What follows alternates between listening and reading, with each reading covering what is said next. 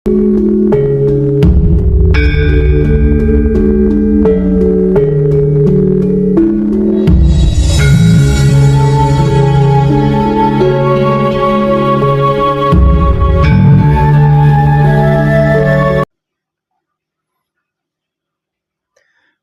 juga dari Sampit Kalimantan itu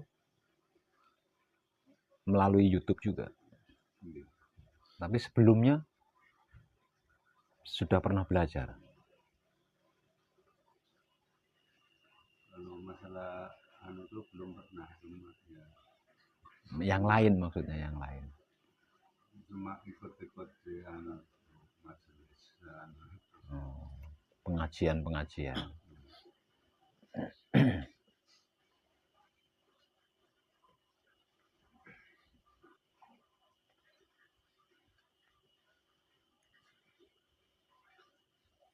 Nah, dulu jenengan ikut di Medan itu orang Jawa juga? Iya. Orang Jawa. Jawa Medan. Ya, mungkin awalnya dia berguru ke Jawa gitu mungkin ya, belajar. Orang tua. Saya juga di Medan. Tadinya saya sebelum kerja saya di Medan. Mungkin orang tua dari Wonogiri. Pindah kerja.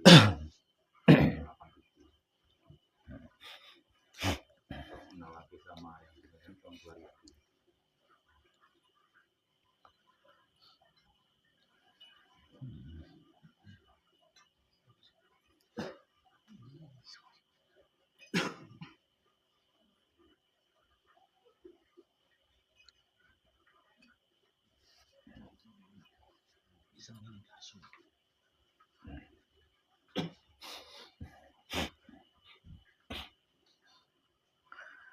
Memang dari berbagai penjuru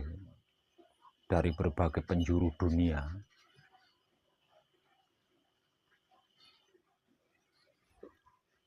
kalau yang dicari itu tingkatan ilmu tertinggi, itu pasti ketemunya Wahyu Pancagaib.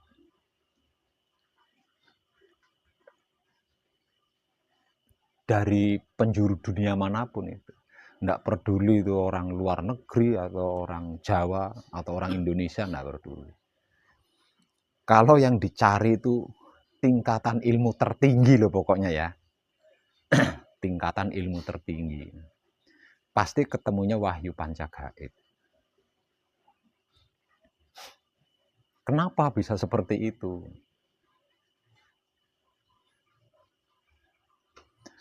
Karena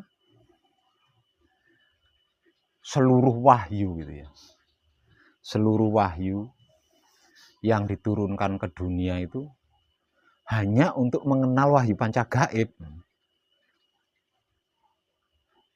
Itu wahyu apapun itu.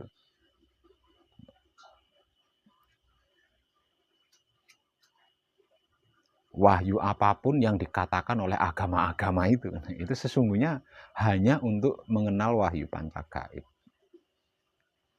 Makanya kalau nyari tingkatan ilmu tertinggi, pasti ketemunya itu Wahyu Pancagaib. Namun sebelum ketemu Wahyu Pancagaib itu ya harus kemana-mana dulu, harus kemana-mana. Namanya juga yang dicari kan inti kan, intinya ilmu tertinggi. Artinya kan dia harus keliling. Karena apa? Karena untuk mengetahui bahwa itu adalah intinya dari ilmu tertinggi kan harus ada perbandingan. Jadi dia harus berguru di satu guru ini, berpindah lagi guru yang lain, kemudian dibandingkan mana yang tinggi kan gitu. Intinya yang menjadi inti ilmu yang mana, yang tertinggi ilmu yang mana kan gitu. Jadi sebelum ketemu Wahyu Pancagaib itu ya harus keliling dulu. Keliling.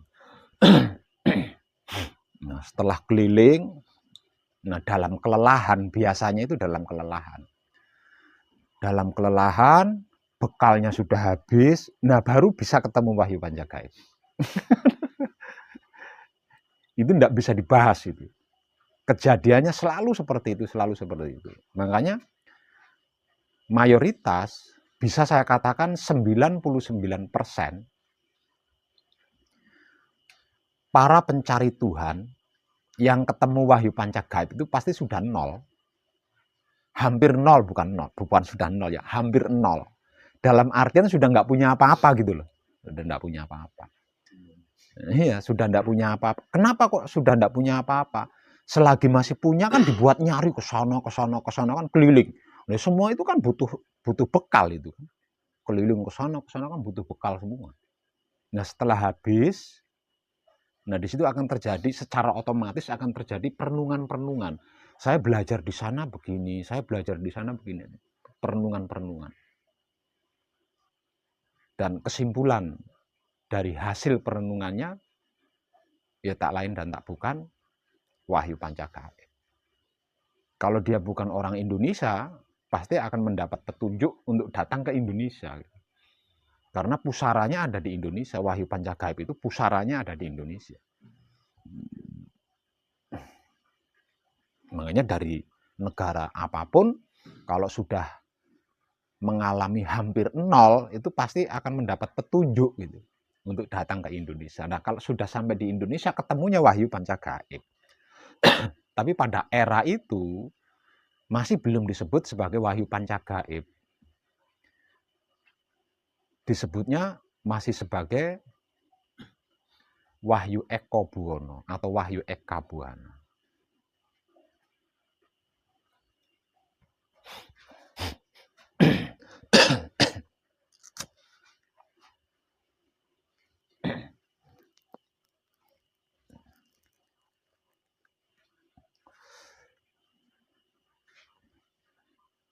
Dan sesungguhnya apa yang menjadi inti dari ilmu-ilmu tingkat tinggi, sesungguhnya itu bukan bacaan, bukan doa, bukan japa mantra. Artinya nggak ada tulisannya, nggak ada kata-katanya gitu, nggak ada kata-katanya. Karena apa? Karena intinya adalah sikap. Sikap untuk menyikapi apapun itu. Itulah inti daripada ilmu-ilmu tingkat tinggi. Setinggi apapun ilmunya, kalau sikapnya tidak tepat, sangat mudah untuk dikalahkan. Kalau sikapnya tidak tepat. Katakanlah sifatnya salah, atau sikapnya meleset, itu sangat mudah sekali untuk dikalahkan. Setinggi apapun itu, ilmu japa mantranya ya, sehebat apapun, tetap mudah dijatuhkan jika sikapnya tidak tepat atau salah. Nah, dari sini kita bisa mengambil kesimpulan bahwasanya yang menjadi inti daripada ilmu-ilmu tingkat tinggi adalah sikap untuk menyikapi apapun.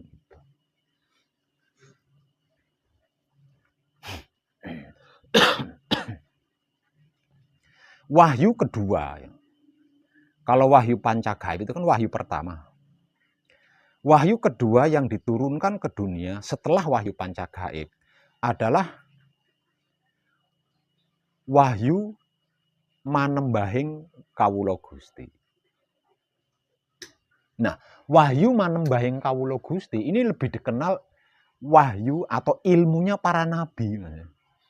Zaman dulu wahyu manembahing kawula Gusti ini lebih dikenal, disebut sebagai ilmunya para nabi. Jadi para nabi zaman dulu, ya yang namanya nabi ya zaman dulu ya. Enggak, sekarang nggak ada nabi. Jadi para nabi itu sebenarnya tidak memiliki japa mantra indah, japa mantra bagus, japa mantra yang keren, enggak. Karena apa? Karena wahyu manembahing kawula Gusti itu enggak ada kata-katanya, melainkan sikap. Arti maksud daripada manembahing kawula Gusti itu sikap yang seperti apa sih Pak Web? Sikap yang tawaduk kalau. patuh sama Tuhan. Jadi zaman para nabi dulu itu ilmunya hanya patuh kepada Tuhan. Jadi apa-apa Tuhan, apa-apa Tuhan, apa-apa Tuhan. Ini bahasa awamnya seperti itu loh, bahasa awamnya. Bahasa paling sederhananya seperti itu. Dia mau melakukan apa saja Tuhan. Selalu Tuhan, selalu Tuhan. Apapun selalu dibalut dengan Tuhan. Apapun selalu diikat dengan Tuhan. Apapun selalu dijadikan Tuhan. Itu ilmunya para nabi. Wahyu kedua. Wahyu kedua, setelah wahyu pancagaib adalah wahyu manembahing kawula Gusti. Itu tingkat tinggi, Mas. Manembahe kawula Gusti itu tingkat tinggi. Nah, kita bisa bercermin dari sejarah nabi-nabi ini loh. Jadi seluruh nabi itu ilmunya hanya manembahing kawula Gusti. Artinya jiwa raganya itu benar-benar patuh sama Tuhan. Melebihi dari sekedar iman, katakanlah seperti itu. Kalau iman ini masih ada batasan-batasan. Masih ada kotak-kotak. Nah, kalau manembah ini sudah melampaui iman. Nah, apapun Tuhan, apa-apa Tuhan. Nah, itu zaman para nabi dulu.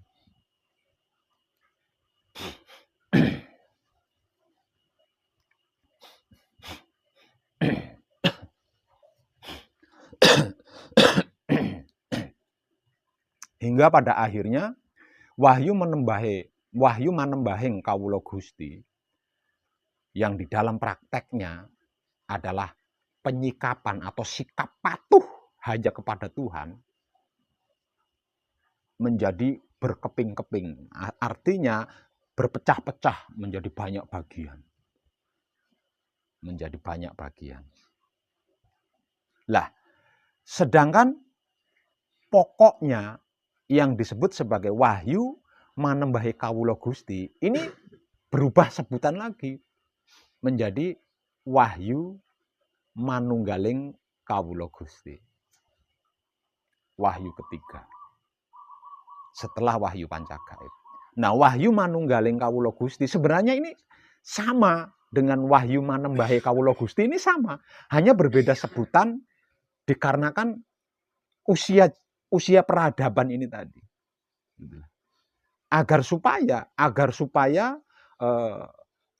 pokok daripada wahyu manembahing kawula Gusti ini menjadi berbeda dengan pecahannya, maka diganti sebutan menjadi wahyu manunggaling kawula Gusti.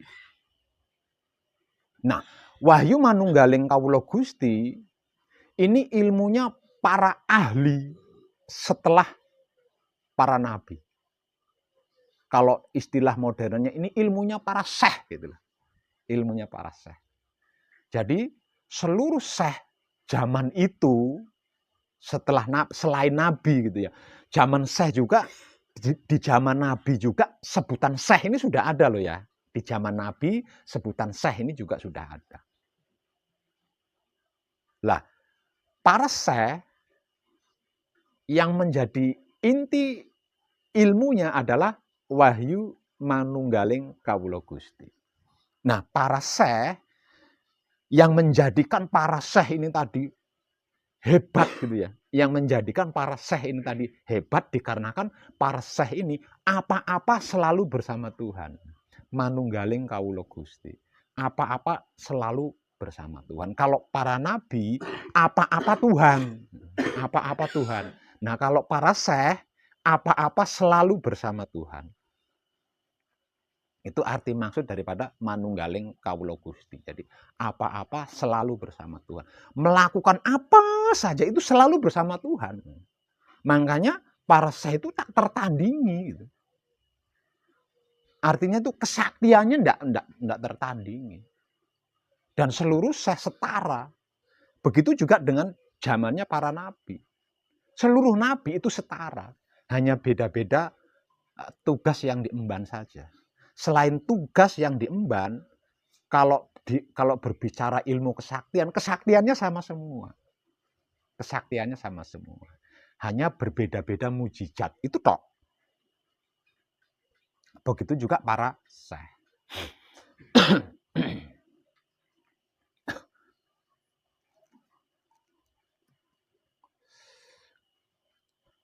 Seiring berjalannya waktu peradaban kehidupan manusia di dunia.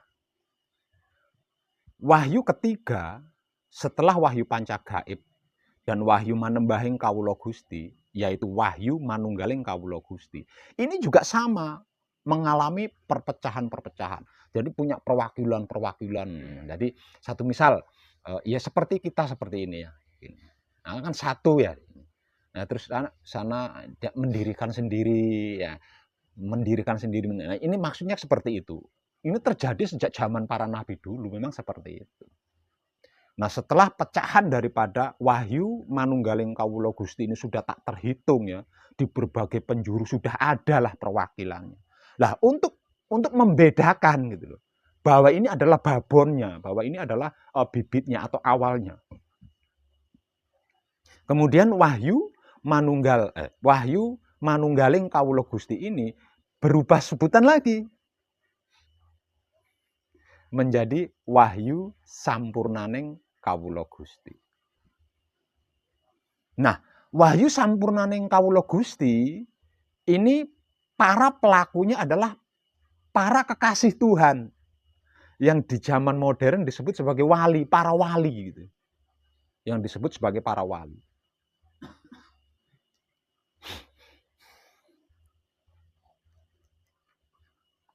Kenapa disebut kekasih Tuhan? Dikarenakan manusia hidup itu melakukan seluruh kelakuan Tuhan. Nah, dikarenakan melakukan seluruh kelakuan Tuhan, maka Tuhan menjadi mencintai makhluk tersebut. Lah, makhluk yang dicintai oleh Tuhan itu disebut sebagai waliullah atau para wali. Nah, seluruh para wali sesungguhnya yang menjadi inti daripada ilmunya adalah ilmu sampurnaning kawula Gusti. Kecuali satu. Di antara sekian banyak wali, ada satu wali. Di antara sekian banyak kekasih Tuhan, ada satu kekasih Tuhan yang memegang dua inti ilmu. Satu, yaitu ilmunya para syekh, tersebut sebagai ilmu atau wahyu manunggal jati, dan memegang ilmu sampurnaning kawula Gusti. Nah, di Pulau Jawa, wali yang satu ini lebih dikenal dengan sebutan Syekh Siti Jenar. Seperti itu.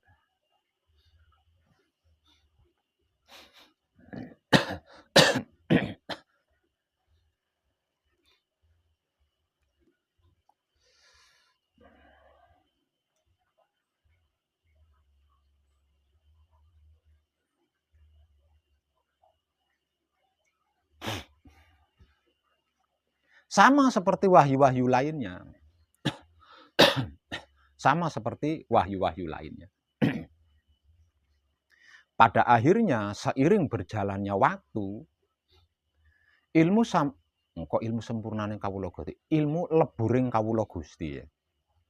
Wahyu leburing kawula Gusti. Jadi wahyu leburing kawula Gusti itu adalah ilmunya para wali, ilmunya para kekasih Tuhan. Seiring berjalannya waktu, sama seperti wahyu-wahyu sebelumnya. Wahyu leburing kawula Gusti ini juga menjadi pecah banyak bagian.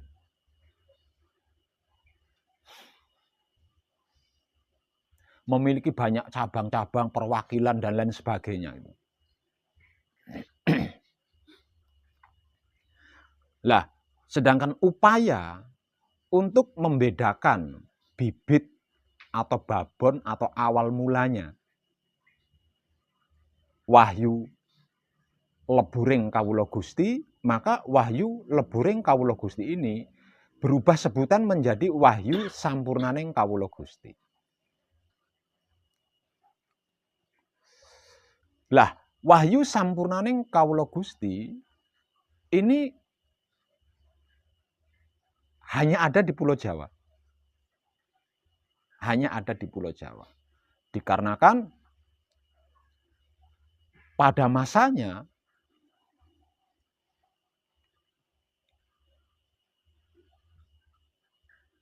kerajaan-kerajaan atau pemimpin-pemimpin dunia pada saat itu saling berebut kekuasaan. Siapa yang unggul ilmu kesaktiannya, maka dialah yang akan menjadi sang penguasa dunia pada zaman itu.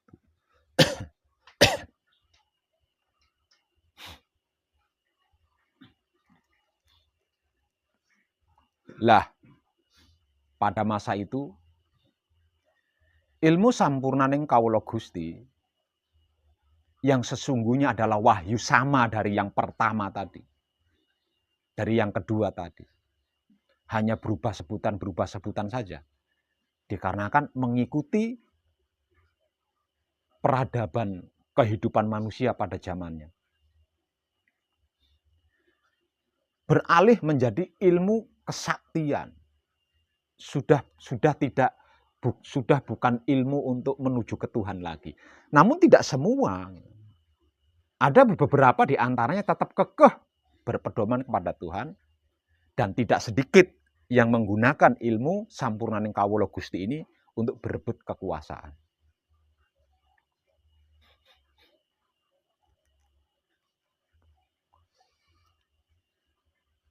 Karena pada zaman itu memang dibutuhkan.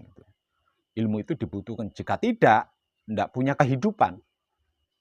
Tersisih, tidak punya kehidupan. Jadi bisa dikatakan terpaksa pada orang zaman itu mengalih fungsikan wahyu sampurnaning kawula Gusti untuk saling membunuh, adu kesaktian.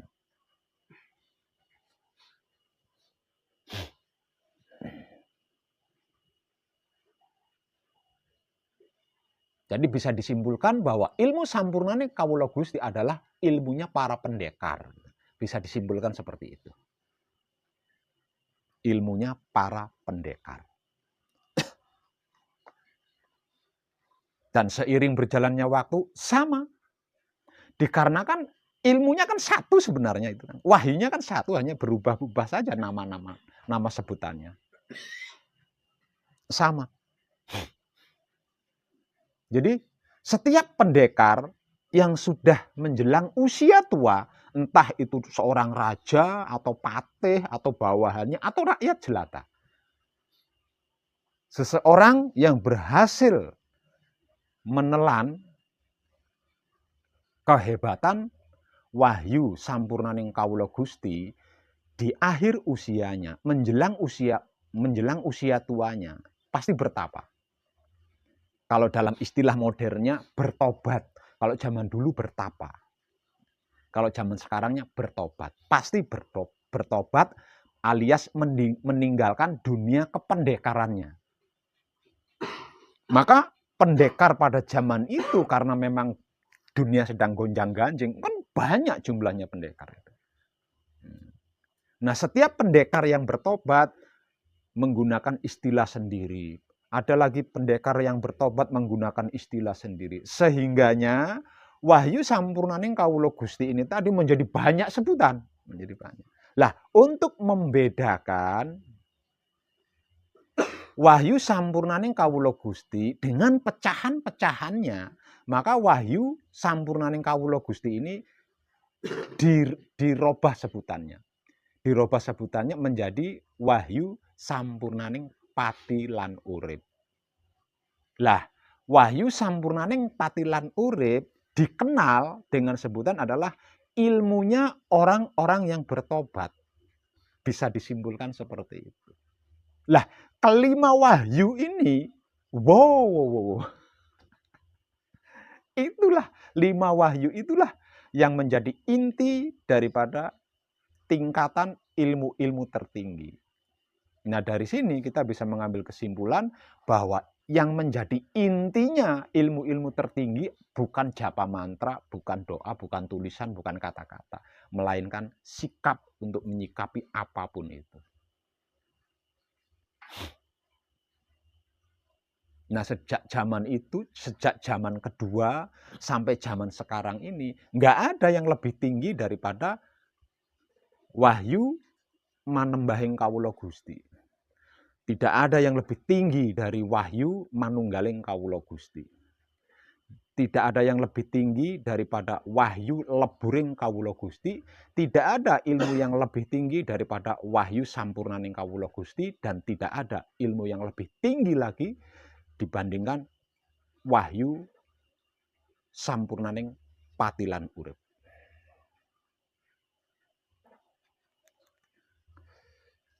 Lima wahyu yang sudah saya sampaikan tadi, yang paling viral, paling terkenal, yaitu wahyu manunggaling kawula Gusti. Ketika diperagakan oleh salah seorang waliullah tersebut, Syekh Siti Jenar atau Syekh Lemah Bang. Itu paling viral. Nah, mungkin di antara panjenengan pernah ada yang mendengar tentang sejarah Syekh Siti Jenar. Seperti apa kesaktiannya? Nah, kita bercermin dari kesaktian seorang Syekh Siti Jenar. Berarti 4 wahyu lainnya juga seperti itu loh. Bahkan melampaui dari itu. Padahal nggak ada bacaannya. Nggak ada japa mantranya. Hanya sikap saja.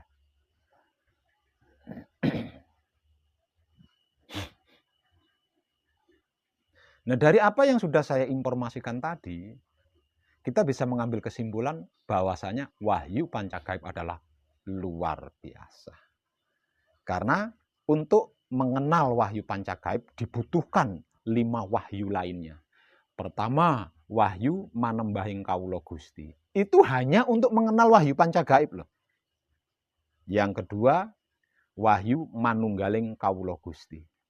Yang ketiga, wahyu leburing kawula Gusti. Yang keempat, wahyu sampurnaning kawula Gusti. Dan yang kelima, wahyu sampurnaning patilan urip.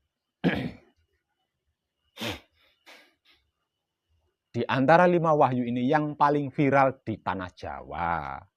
Kalau di negara-negara lainnya semuanya viral. Yang paling viral di tanah Jawa, yang paling terkenal di tanah Jawa adalah wahyu ketiga, yaitu manunggaling kawula Gusti. Seperti apa sejarahnya ketika Syekh Siti Jenar memperagakan wahyu manunggaling kawula Gusti. Ngedap-ngedapi mengguncangkan dunia.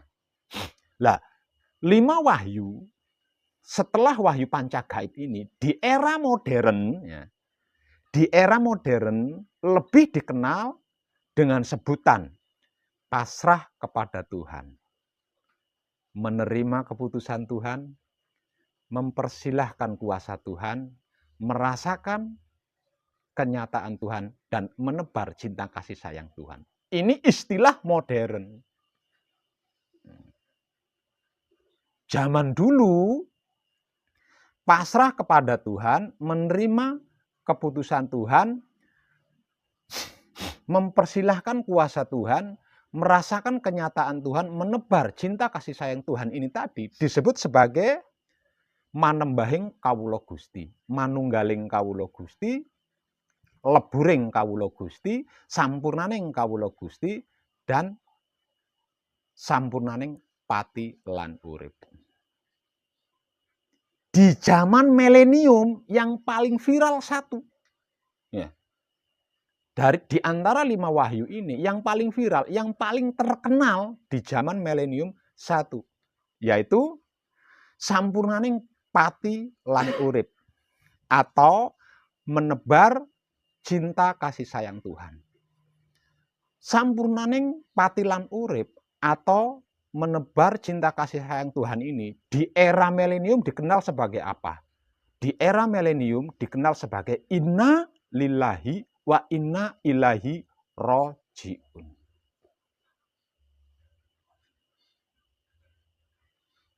Mau cari ilmu apa? Di Wahyu Pancagaib sesungguhnya ada. Mau cari ilmu model apa? Di Wahyu Pancagaib itu sesungguhnya ada. Dan keberadaannya yang menjadi inti sari daripada tingkatan ilmu-ilmu tertinggi. Itu adanya di Wahyu Pancagaib. Makanya siapapun dia yang mengejar, mencari, melakukan perjalanan kemanapun untuk mendapatkan ilmu tertinggi, pasti ketemunya Wahyu Pancagaib. Jika sudah hampir nol, hampir tidak punya apa-apa lagi. Unik kan?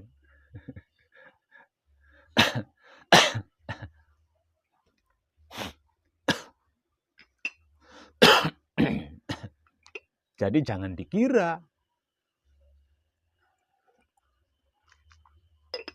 kebodohan seorang putra kekudangannya Romo itu dungu, itu jangan dikira ya.